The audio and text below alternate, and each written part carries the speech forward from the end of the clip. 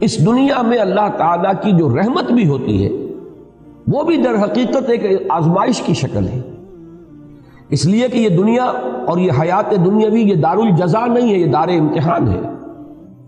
یہاں تو ہر لمحے ہم ایک امتحان سے دوچار ہیں۔ بڑی پیاری نظم ہے علامہ اقبال کی جو بانگ درا میں شامل ہے، زندگی، جس میں ایک شعر وہ بھی ہے کہ تو اسے پیمانہ امروز فردا سے نہ ناپ، جاویداں پہم دواں ہر دم جواں ہے زندگی۔ اور آخری شعر ہے کہ قلزم ہستی سے تو امراہ مانند حباب، اس زیاں خانے میں تیرا امتحان ہے زندگی۔ اور یہ در حقیقت ترجمانی ہے سورہ ملک کی اس آیت کی کہ ہم نے خلق الموت والحیات لیبلوکم ایکم احسن عملا۔ یہ موت و حیات کا سلسلہ، حیات مسلسل چلی جا رہی تھی، موت کا وقفہ ڈال دیا گیا، اس کے حصے کر دیے گئے تاکہ ایک چھوٹا سا حصہ علیحدہ کر لیا جائے، small chunk of our life, وہ علیحدہ کر لیا گیا تاکہ اس کو ایک امتحانی وقفہ بنا دیا جائے۔ قلزم ہستی سے تو براہ مانند حباب، اس زیاں خانے میں تیرا امتحان ہے زندگی۔ آگے چل کر اب زیادہ دور نہیں ہے، سورہ دہر میں بھی یہ مضمون آئے گا، سورہ ملک میں تو آ ہی چکا ہے بڑی وضاحت کے ساتھ، خلق الموت والحیات لیبلوکم ایکم احسن عملا۔ اور ہر لحظہ یہاں امتحان ہے، کبھی اللہ تعالیٰ کچھ دے کر آزماتا ہے، کبھی کچھ چھین کر آزماتا ہے۔ دے کر آزماتا ہے کہ بندہ شکر کرتا ہے یا نہیں، کبھی چھین کر آزماتا ہے کہ بندہ صبر کرتا ہے یا نہیں۔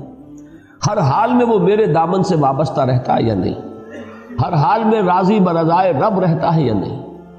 کہیں ایسا تو نہیں ہوتا کہ اگر نعمتوں کی بارش ہو تو ہم سے غافل ہو جائے، ہماری طرف سے منہ موڑ لے۔ کہیں ایسا تو نہیں کہ اگر کوئی تکالیف آ جائیں، ہجوم کر جائیں، تو پھر شکوہ اور شکایت کا لفظ زبان پر آ جائے۔ ہر حال میں ہونا یہ چاہیے کہ راضی برضائے رب رہے بندہ، چاہے یہ حال ہو چاہے وہ حال ہو۔ اس میں جو کلائمیکس ہے وہ سورۃ الفجر کی آیت ہے کہ انسان اگر اس دنیا کے اندر بدلتے ہوئے حالات کو چاہے، توحید مکمل ہے اس کی کہ وہ اللہ ہی کی طرف اس کو منسوب کر رہا ہے۔ فَأَمَّا الْإِنسَانُ إِذَا مَا ابْتَلَاهُ رَبُّهُ فَأَكْرَمَهُ وَنَعَّمَهُ فَيَقُولُ رَبِّي أَكْرَمَنِ۔ انسان کا عجیب حال ہے کہ جب اس کا رب اس کو خوب نعمتیں دیتا ہے، آزماتا ہے اس صورت میں کہ نعمتیں دیتا ہے، خوب اس کو اکرمہ عزت دیتا ہے، فیقول ربی اکرمن، تو وہ کہتا ہے مجھے رب نے عزت دے دی، باعزت بنا دیا، میرا اعزاز فرمایا۔ اب دیکھیے شرک یہاں نہیں ہے، وہ سب سے بڑی گمراہی جو ہے اس سے تو انسان بچا ہوا ہے، میرے رب نے مجھے عزت دی۔ شرک نہیں ہے، توحید موجود ہے، توحید میں کہیں کوئی اس میں کوئی خلا نہیں، کوئی نقص نہیں۔ وَأَمَّا إِذَا مَا ابْتَلَاهُ فَقَدَرَ عَلَيْهِ رِزْقَهُ فَيَقُولُ رَبِّي أَهَانَنِ۔ اور جب دوسری شکل میں اللہ تعالیٰ امتحان لیتا ہے کہ اس پر اس کے رزق کو تنگ کر دیتا ہے، ناپ تول کر دینے لگتا ہے، تھوڑا تھوڑا ایشو کرتا ہے، اس لیے کہ قدرہ کے معنی جو ہے وہ یہی ہے، اندازے سے دینا شروع کر دینا۔ ایک ہے بغیر حساب آ رہا ہے، اور ایک یہ کہ اب ناپ تول کر کے آ رہا ہے۔ فَيَقُولُ رَبِّي أَهَانَنِ، تو وہ کہتا میرے رب نے تو مجھے ذلیل کر دیا۔ اب ان دونوں جملوں میں توحید اور شرک کے اعتبار سے کوئی کمی نہیں ہے کہ کوئی گمراہی کی آپ نشاندہی نہیں کر سکتے۔ اللہ نے عزت دی اور اللہ نے ہی ذلیل کر دیا، لیکن فرمایا کلا، ہرگز نہیں۔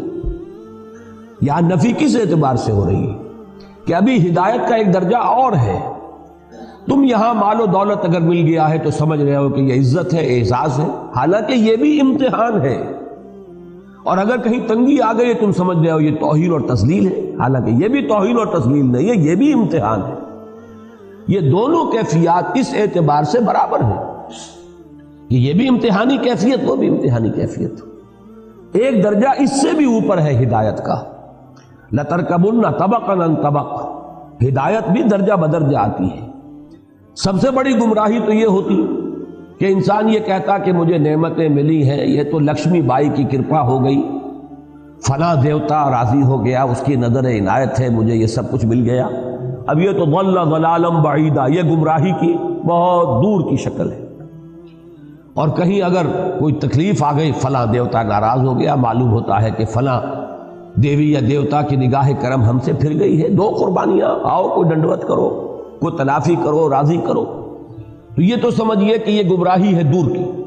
اس گمراہی سے آدمی چلا تو پہلا درجہ جو آیا ہدایت کا وہ توحید ہے کہ اس نے یہ کہا کہ مجھے نعمت ملی تو اللہ نے میرا اعزاز اور اکرام فرمایا، مجھ پر تکلیف آئی، تنگی آئی تو اللہ نے مجھے ذلیل کر دیا، تو اس کے اعتبار سے تو یہ ہدایت ہے۔ لیکن ابھی تیسری سیڑھی کو دیکھیں گے تو یہ بھی ابھی گمراہی ہے۔ وہ تیسری سیڑھی کیا ہے کہ یہ دونوں حالتیں مساوی ہیں، یہ دونوں حالتیں امتحان ہیں، دونوں میں اللہ آزما رہا ہے۔ ابھی ایک چوتھی سیڑھی ہے، یہ سب سے اونچی ہدایت ہے۔ اس تک تو یوں سمجھیے کہ اخص الخواص پہنچ پاتے ہیں، عام لوگوں تک کی اس تک رسائی نہیں ہے، اور وہ یہ ہے کہ یہ سمجھا جاتا ہے عام طور پر کہ اگر مفلسی ہے، احتیاج ہے، دنیاوی حالات کی تنگی ہے تو یہ امتحان شاید زیادہ کڑا ہے، زیادہ سخت ہے، اور اگر فراوانی ہے اور دولت ہے اور عزت ہے تو یہ امتحان شاید ہلکا ہے، آسان ہے۔ حقیقت یہ ہے چوتھی سیڑھی جو ہے ہدایت کی کہ اصل میں امتحان بھاری جو ہے وہ دولت کا امتحان ہے۔ اگر اللہ تعالیٰ زیادہ دیتا ہے، عزت دیتا ہے، وجاہت دیتا ہے، یہ امتحان زیادہ سخت ہے، زیادہ مشکل ہے۔ اگر تنگی ہے، مصیبت ہے، تکلیف ہے تو یہ امتحان آسان ہے، اس لیے کہ تنگی میں اور مصیبت میں لامحالہ انسان کا رجوع اللہ کی طرف ہوتا ہے، جبکہ محتاط ہے، فراوانی ہے، عزت ہے تو اس میں بہت شدید اندیشہ ہے غفلت کا۔ تو معلوم یہ ہوا کہ نتیجے پر اگر نگاہ ہے تو اس کے اعتبار سے یہ امتحان کے دولت ہو اور اس کے انبار ہو اور فراوانی ہو، یہ زیادہ مشکل امتحان ہے بنسبت اس کے کہ تکلیف ہو یا کوئی دنیا میں احتیاج کا معاملہ ہو۔ اس کے حوالے سے یاد رکھیے امام احمد ابن حنبل رحمۃ اللہ علیہ کا وہ واقعہ کہ ایک زمانے میں حکومت جو ہے تشدد کر رہی تھی، شدید ترین عتاب میں آئے ہوئے ہیں، مار پڑ رہی ہے، جیلوں میں ٹھوسا ہوا ہے، اور الفاظ یہ آتے ہیں روایات میں کہ وہ مار ماری گئی ہے کہ اگر ہاتھی کو بھی وہ مار ماری جاتی تو بلبلا اٹھتا، لیکن کبھی کوئی آنسو جو ہے آنکھ سے نہیں ٹپکا۔ لیکن جب حالات بدل گئے اور اب دارالخلافہ جو ہے یا بیت الخلافت، وہاں سے اب آ رہے ہیں اشرفیوں کے توڑے لے کر ایک شخص آیا ہے، تھیلی لے کر آیا ہے کہ یہ خلیفہ نہیں، کیونکہ خلیفہ بدل گیا، اب حالات جو ہے حکومت کے تبدیل ہو گئے۔ تو جب وہ تھیلی پیش کی ہے ان کی خدمت میں اشرفیوں کی، تب رو پڑے کہ اے اللہ میں اس امتحان اور آزمائش کے قابل نہیں، یہ امتحان کہیں زیادہ سخت ہے، کہیں مشکل ہے۔ تو ان چار درجوں کو اگر اللہ تعالیٰ توفیق دے تو یاد رکھیے۔ اب دیکھیے ریلیٹیو، یہ جو تھیوری آف ریلیٹیوٹی ہے یہ ہر جگہ چلتی ہے۔ سب سے اونچے درجے کے اعتبار سے دوسرا درجہ بھی گمراہی کا ہے، پھر اس کے اعتبار سے تیسرا درجہ اور گمراہی کا ہے، اور جو سب سے نیچے ہے وہ تو خیر گمراہی ہے ہی ہے۔ نیچے سے چلیں گے تو پہلے کے مقابلے میں دوسرا بھی ہدایت پر مشتمل ہے کہ آپ نے اگر دنیا میں خیر ملا، بھلائی ملی تو اسے اللہ کی طرف منسوب کیا، اللہ نے مجھے عزت دی، شرک سے تو بچ گئے۔ اگر تکلیف آئی، مصیبت آئی تو اس کو بھی اللہ کی طرف منسوب کیا، اللہ نے مجھے ذلیل کر دیا، شرک سے تو بچ گئے، اس کے مقابلے میں ہدایت پر آ گئے۔ لیکن اس سے اوپر کی ہدایت ہے یہ کہ آپ ان دونوں کے اندر کوئی فرق و تفاوت ہی نہ کریں، دونوں امتحان کی کیفیات ہے، نہ یہ عزت ہے نہ وہ ذلت ہے۔ یہی سورہ تغابن کی اس آیت کا مفاد ہے، ذالک یوم التغابن، ہار اور جیت کا فیصلہ تو اس دن ہوگا۔ اس دن جو بری ہو گیا عزت اس کے لیے ہے، اور اس دن جو جہنم میں جھونک دیا گیا ذلت اس کے لیے ہے، چاہے دنیا میں قارون کی دولت اس کے پاس رہی اور فرعون اور نمرود کا اقتدار جو ہے اسے حاصل رہا۔ اور سب سے اوپر یہ ہے کہ اصل کڑا امتحان جو ہے، حضور کی حدیث یاد کر لیجئے، ما قل و کفا خیر مما کثر و الہا، جو کم ہو لیکن کفایت کر جائے، بنیادی ضرورتیں پوری ہو جائیں، کسی کے سامنے ہاتھ نہ پھیلانا پڑے، وہ کہیں بہتر ہے اس سے کہ جو کثیر ہے لیکن غافل کر دینے والی شے ہے۔ جہاں کثرت ہوگی، محتاج ہوگی، غفلت آ جائے گی۔